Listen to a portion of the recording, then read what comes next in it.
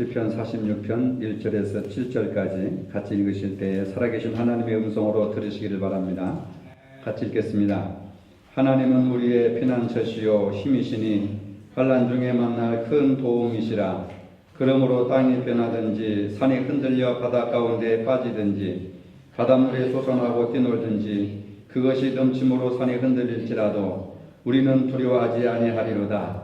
한 시내가에서 나뉘어 흘러 하나님의 성고 지존하신 이의 성소를 기쁘게 하도다. 하나님이 그 성 중에 계심에 성이 흔들리지 아니할 것이라. 새벽에 하나님이 도우시리로다. 문나라가 떠들며 왕국이 흔들렸더니 그가 소리를 내심에 땅이 녹았도다. 만군의 여호와께서 우리와 함께 하시니 야곱의 하나님은 우리의 피난처시로다. 아멘.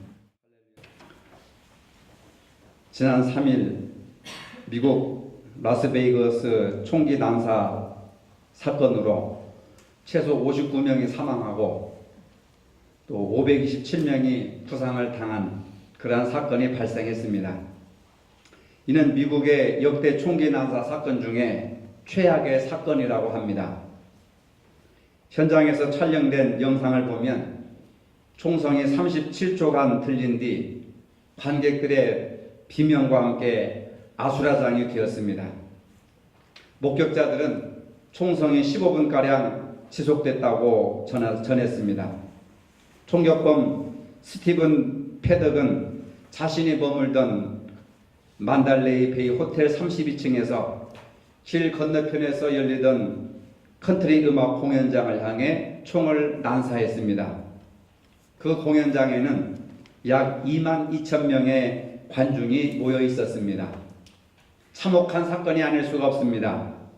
미국은 매우 불안한 나라입니다.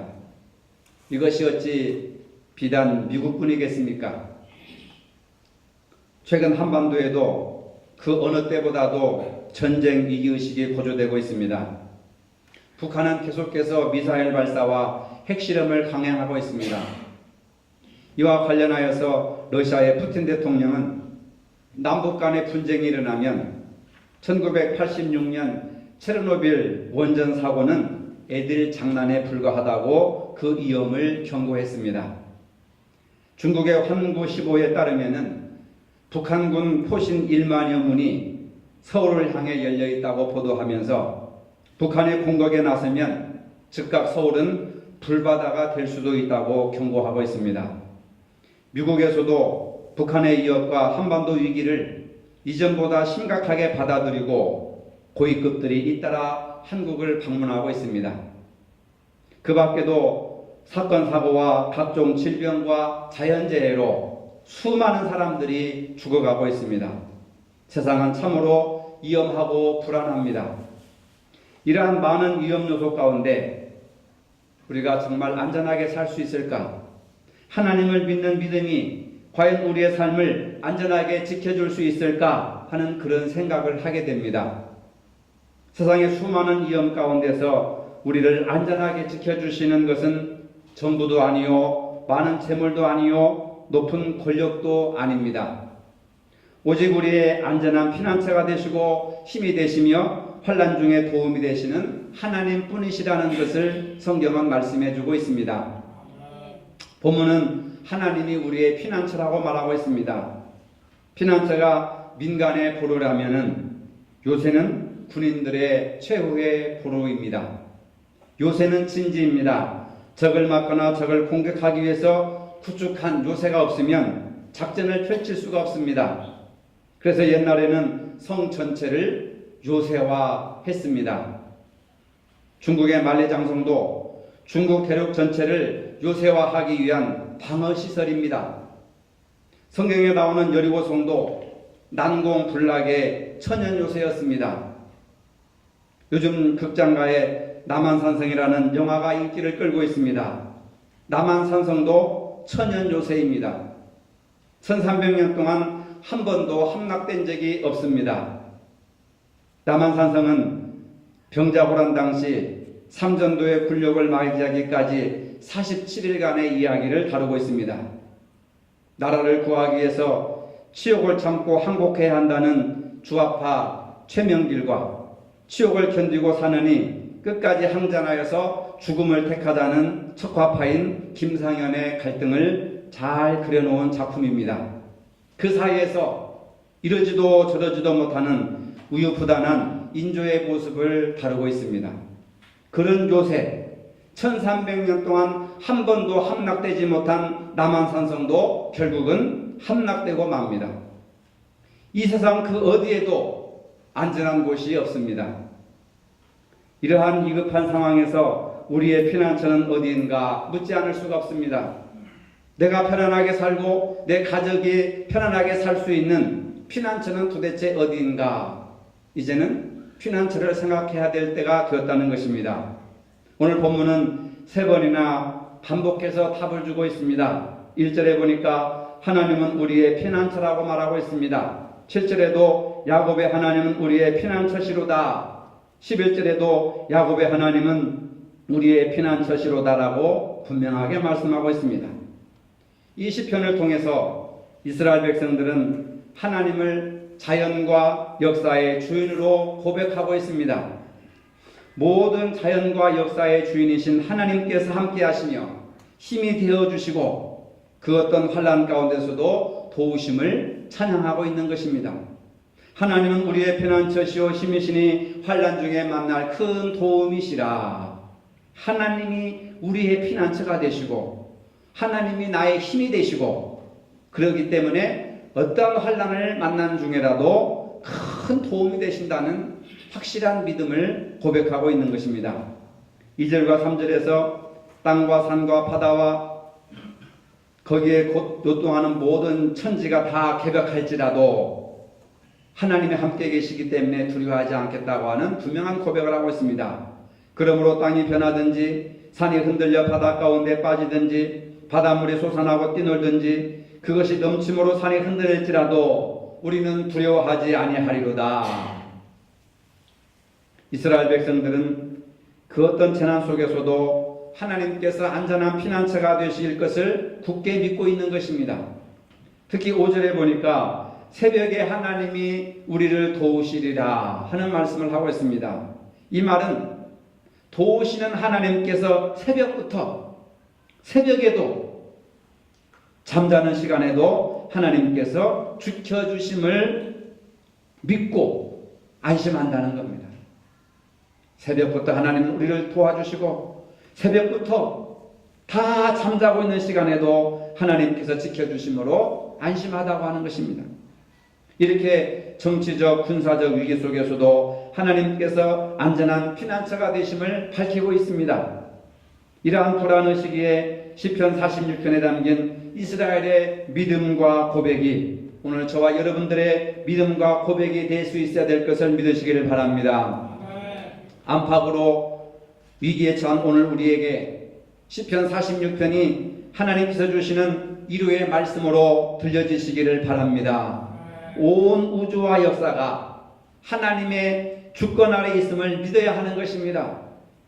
어떤 환난과 위험 속에서도 우리와 함께 하시며 우리의 피난처가 되시는 하나님을 의지해야 하는 것입니다.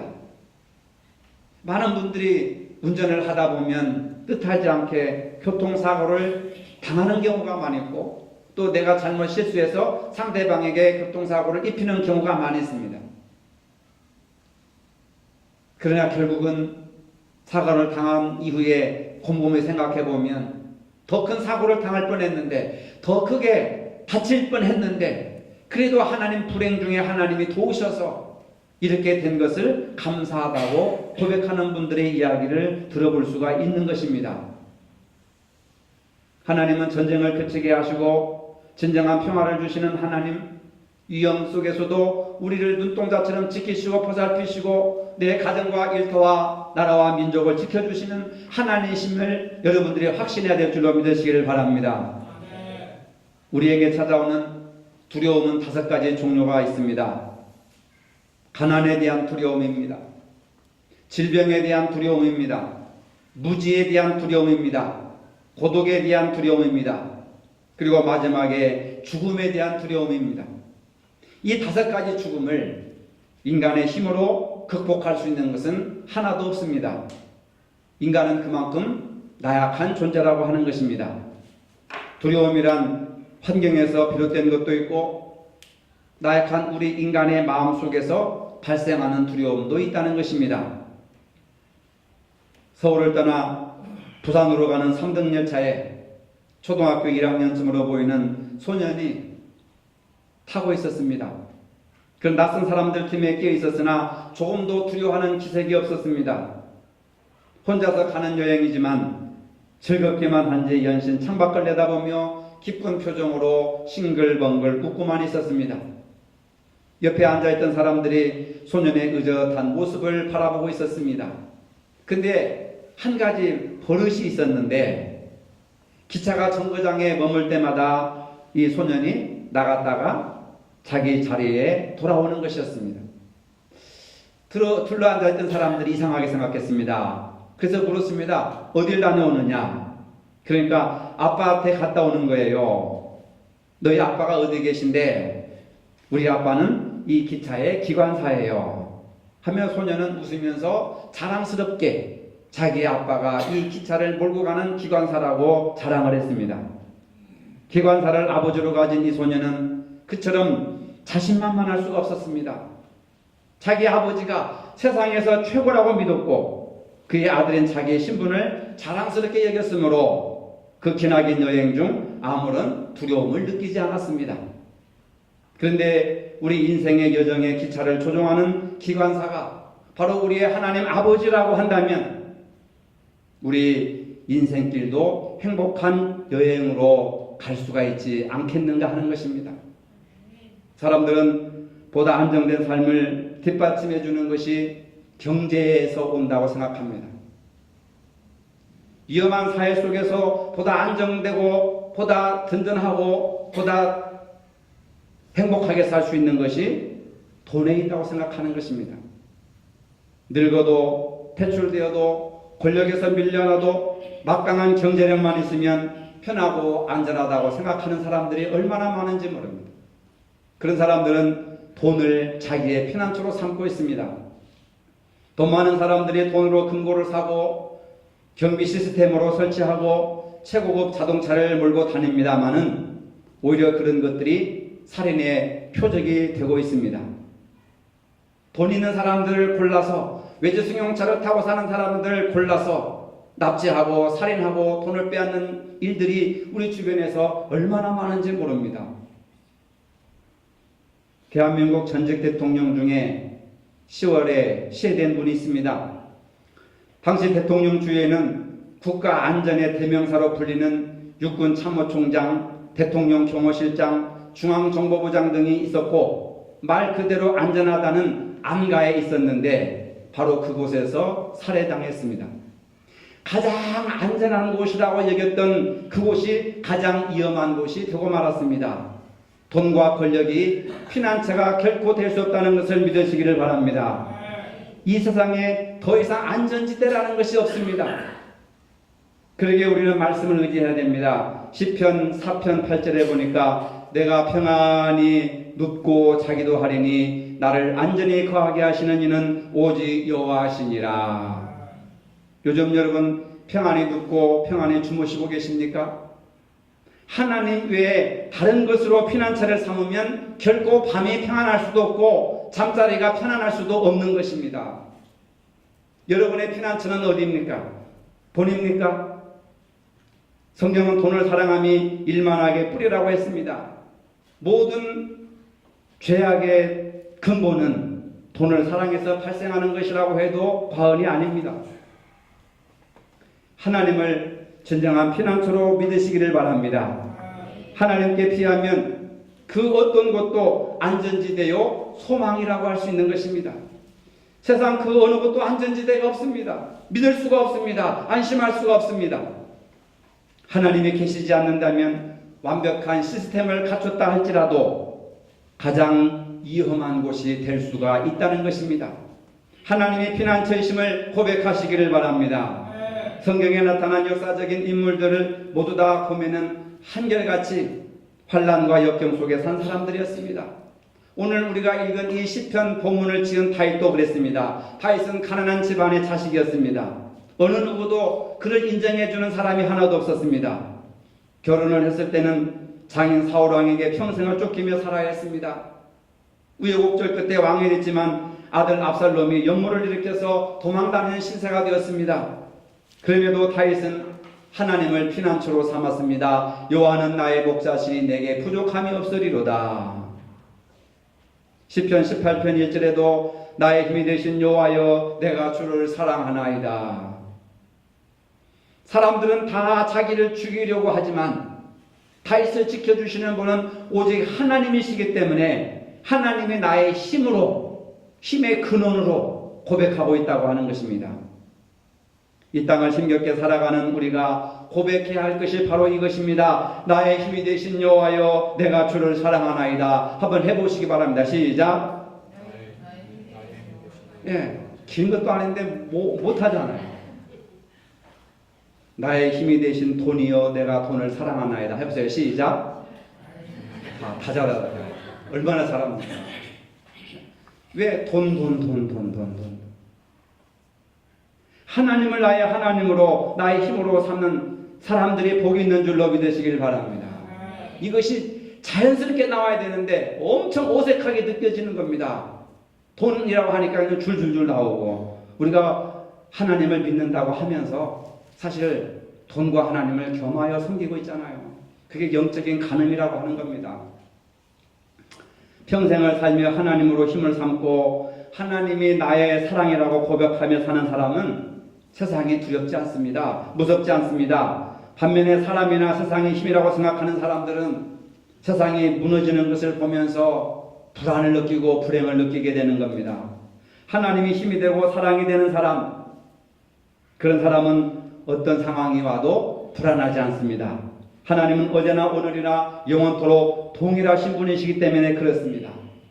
다윗은 일생 동안 어떤 곳으로도 힘을 삼지 않았습니다. 다윗에게는 남이 알지 못하는 한 가지 힘이 있었습니다. 바로 여호와 하나님이었습니다. 골리앗을 무치러 나갈 때도 나는 만군의 주 여호와의 이름으로 나가노라. 돌멩이를 의지한 것이 아닙니다. 자기의 용맹과 근육과 젊은 나이를 의지한 것이 아닙니다. 나와 함께 하시며 나의 힘이 되시는 만군의 주 여호와의 이름으로 나간다. 그런데 오늘 우리들은 하나님의 이름을 힘으로 삼지 않는 사람들이 너무나도 많이 있습니다. 다윗의 힘의 원천은 언제나 하나님께 있었습니다. 다윗은 약한 자였지만 하나님은 강한 분이셨습니다. 하나님을 여러분의 힘의 원천으로 삼으시기를 바랍니다.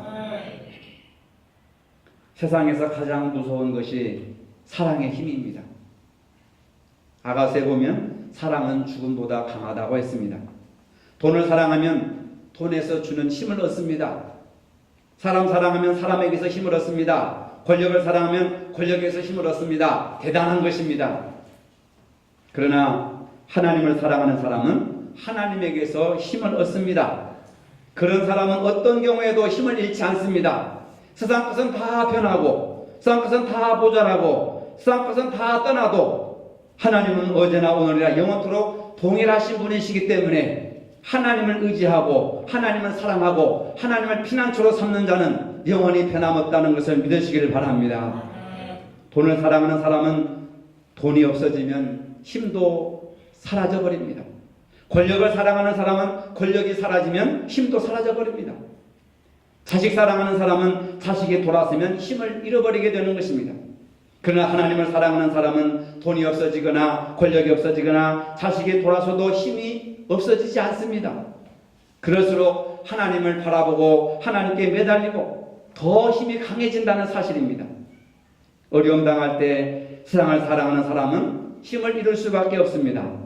그것이 없어졌는데 어디에서 힘을 얻을 수가 있겠습니까? 그것이 영원한 것이 아닌데 어디에서 힘을 얻을 수가 있겠습니까? 하나님을 믿고 하나님을 사랑하는 사람은 그 힘이 하나님으로부터 솟아오르기 때문에 어떤 상황에서도 그 힘을 잃지 않습니다. 찬송가 354장에 보면 주를 앙모하는 자는 독수리와 같이 올라간다고 했습니다. 모든 싸움 이기고 근심 걱정 벗은 후 독수리같이 올라간다 했습니다. 힘이 있어야 올라가는 거죠. 날개가 있어야 올라가는 거죠. 하나님을 앙모하고 하나님을 의지하는 자는 독수리의 날개를 소유한 것인 줄로 믿으시기를 바랍니다. 하나님은 우리의 안전한 피난처이십니다. 여호와는 나의 반석이시요 나의 요새시요 나를 건지시는 자시요 나의 하나님이시요 나의 피할 바이시요 나의 방패시요 나의 구원의 뿌리시요 나의 산성이시로다. 다윗의 고백입니다. 우리가 이 사실을 언제 알겠습니까? 어려움을 당해 보아야 합니다. 평상시에는 사람들도 도와주고 돈도 도와주고 은행도 도와주고 또 주변에서 많이 도와줍니다. 그런데 죽음 앞에서 사람도 은행도 돈도 권력도 재물도 아무 소용없습니다. 죽음이라고 하는 것은 하나님 앞에 서는 것입니다. 하나님은 나의 피난처라고 하는 말은 내가 하나님 안에서 안식을 얻고 오직 하나님 안에서만 안전함을 얻는다는 것입니다. 오직 하나님 안에서 편안하고 하나님 안에서 안전함을 얻는다고 하는 것이 하나님을 나의 피난처로 삼고 있다고 하는 증거입니다. 우리를 끝까지 보호해 주실 분은 하나님밖에 없습니다. 이 믿음을 가지시기를 바랍니다. 힘들고 어려울 때 힘들고 어려운 일을 묵상하는 것이 아니라 어려운 일 위에 계시는 하나님을 묵상하는 것입니다. 이 문제가 누구 때문에 왔고 뭐 때문에 왔고 이건 아무 의미가 없습니다. 이 어려운 문제 속에 하나님께서 나에게 무엇을 말씀하고 계시는가, 하나님의 뜻을 먼저 묵상하는 것이 이게 신앙인의 바른 자세입니다.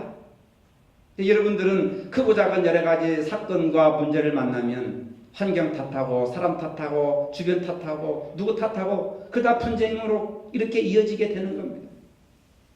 사람으로 인해서 그 문제가 발생하고 어떤 문제로 인해서 그것이 내 문제가 일어났다 하더라도 이 일을 통해서 하나님께서 우리에게 말씀하시는 음성이 무엇인가?